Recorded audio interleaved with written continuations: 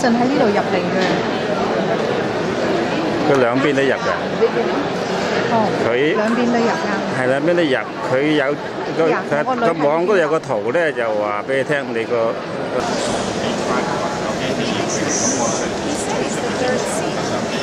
Yeah, let me see. Give me the segment. See, I can't see it from here.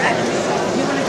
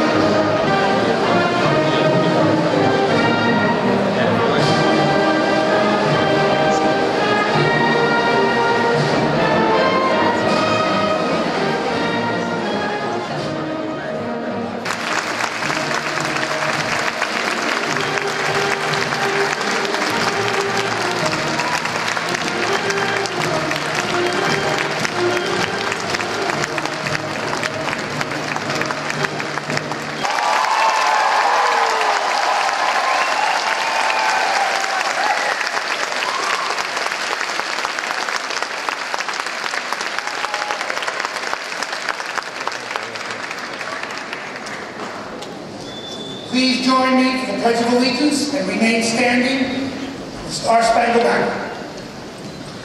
I pledge allegiance to the flag of the United States of America and to the republic for which it stands, one nation, under God, indivisible, with liberty and justice for all.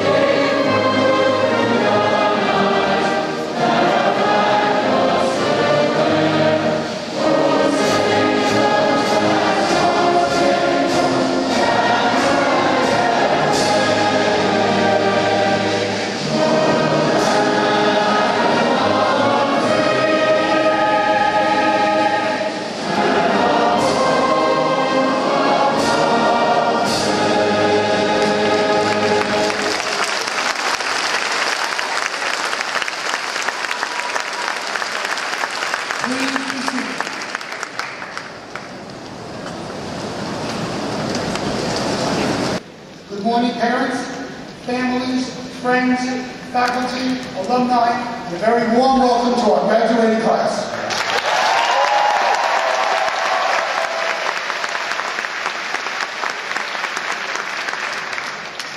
Today, I share the stage with the renowned education reporter from the New York Times, Mr. David Hirschhorn, one former principal of Stuyvesant High School, Mr. Abraham Downell, our wonderful musicians and singers, my valued assistant principals, the Stuyvesant Cabinet, the Parents Association and Alumni Association presidents, our selected faculty speaker, teacher of mathematics, Mr. Jim Kukuros,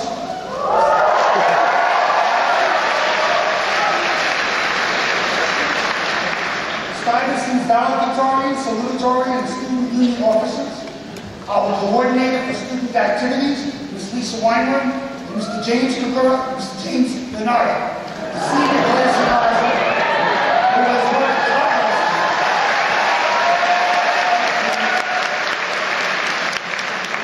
who has worked tirelessly these past several months organizing the awards night, the senior prom, and today's graduation ceremonies. A very warm thank you to you all.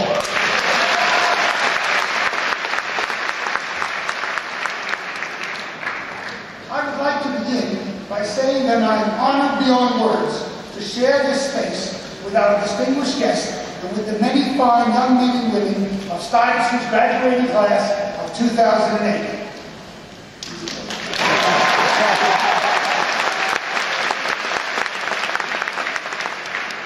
It has been a breathtaking and magical journey these last 4 years for both the faculty and me, as we have watched these ambitious young students grow and mature into refined, polished scholars.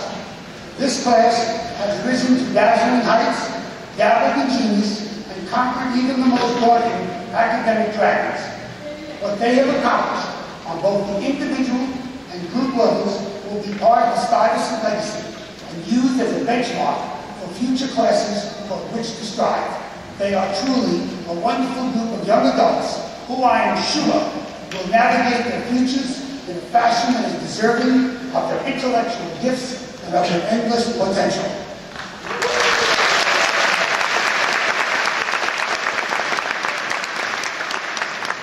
Students, 40 years ago, I was not so different from all of you seated before me.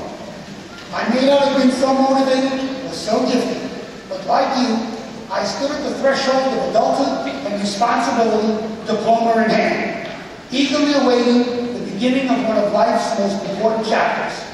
The year was 1968, and as many of you know, the world, more specifically our country, was in the midst of an unprecedented social upheaval. Charles Kaiser, in his book 1968 in America, Music, Politics, Chaos, Counterculture, and the Shaping of a Generation, stated the following, quote, 1968 was the most turbulent 12 months of the post-war period and one of the most disturbing intervals we have lived through since the Civil War. In the 20th century, only the Depression, Pearl Harbor, and the Holocaust have punctured the national psyche as deeply as the dramas of this single year. 1968 was the pivotal year of the 1960s, the moment when all of the nation's impulses toward violence, idealism, diversity, and disorder peaked to produce the greatest possible hope and the worst imaginable despair, unquote. Freshly out of high school and a young college student, I tried to find my way, along with my generation, face this world. It was a time of great unrest, a turning point, after which life as we had known it would not be the same. The suppressed African-American community fought valiantly for its equality, making staggering strides, only to see its inspirational leader and one of history's bravest souls, Dr. Martin Luther King Jr., assassinated on April the 4th. Then on June 6th, the Democrats' presidential hopeful, Robert Wagner, was assassinated. I'm sorry.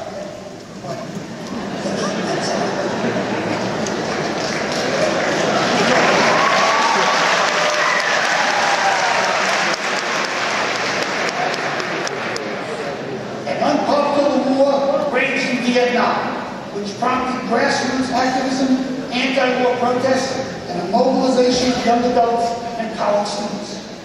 Facing the very real possibility of being drafted, ineligible to vote, but eligible to fight, students not much older than yourselves, even many your age, stood up and in many cases sat down for a cause that needed each and every voice to gather the clout necessary to reach the often impenetrable ears of leadership. These events that shook the foundation of society still reverberate today. One would be hard-pressed to find a day in 1968 in which some sort of protest, progression, or activism did not make headlines or change lives. Even in the most inhospitable academic climates.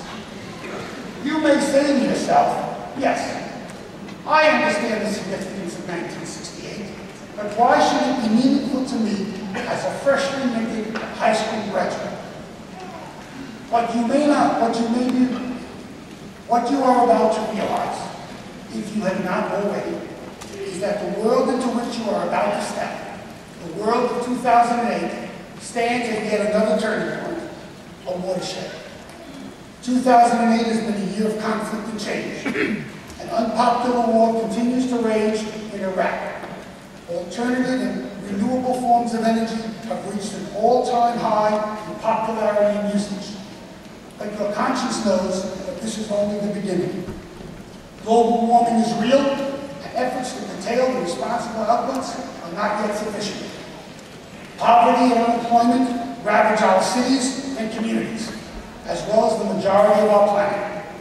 Our country's healthcare system is not servicing the majority of Americans.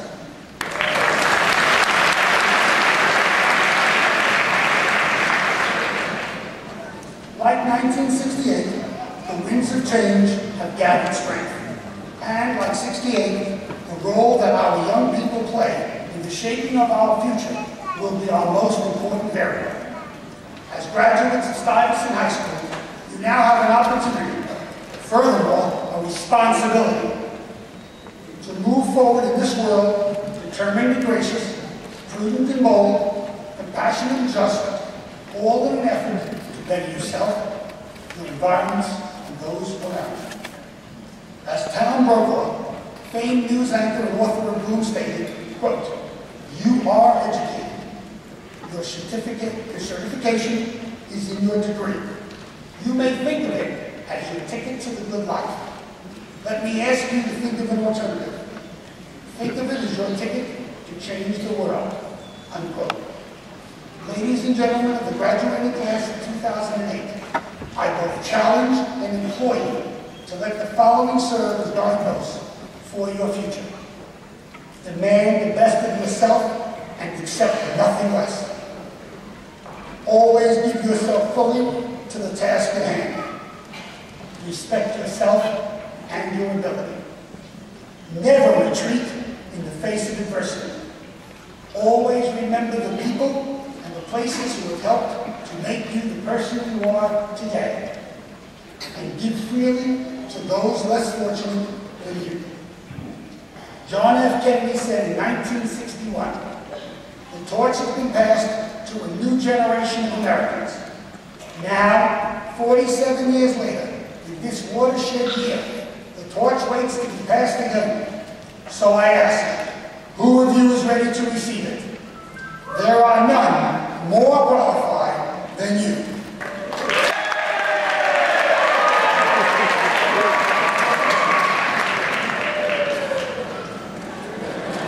Now, my pleasure to introduce the president of the senior class, Mr. Shelley.